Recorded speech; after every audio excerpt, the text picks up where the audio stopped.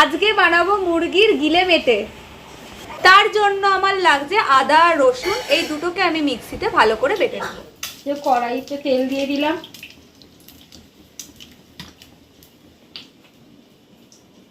সামান্য করে একটু চিনি দিয়ে দিলাম।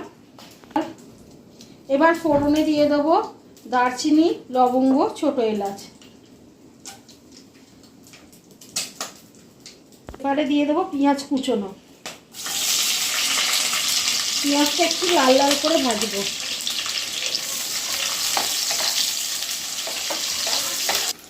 এই রকম পেঁয়াজটা ভাজা ভাজা হলে আমি এই মুরগির গুর্দাগুলো দিয়ে দেবো, যেটাকে স্টমাক বলে। অনেকেই খান, অনেকেই খান না। যারা খায় তাদের ভালো লাগে, যারা খান না তাদের তো ভালো লাগবেই না।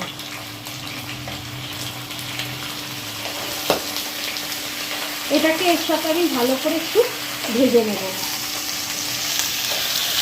এটা একটু ভাজা ভাজা হয়ে গেলে পেঁয়াজের সাথে এর মধ্যে দিয়ে দেবো লঙ্কা গুঁড়ো, আর দিয়ে দেবো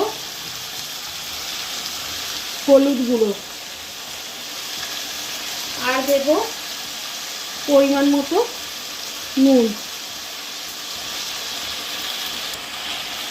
এবারে দিয়ে দেবো আদা রসুন শুকনো লঙ্কা বাটা। এবার এটাকে ভালো করে কষিয়ে নেব।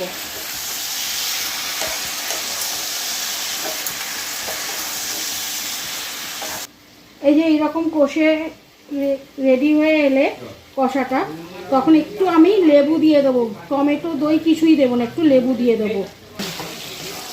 লেবু দেওয়ার পরে একটু নেড়ে চেড়ে নিয়ে এবারে আমি কিছু পরিমাণ মতো জল দিয়ে দেবো।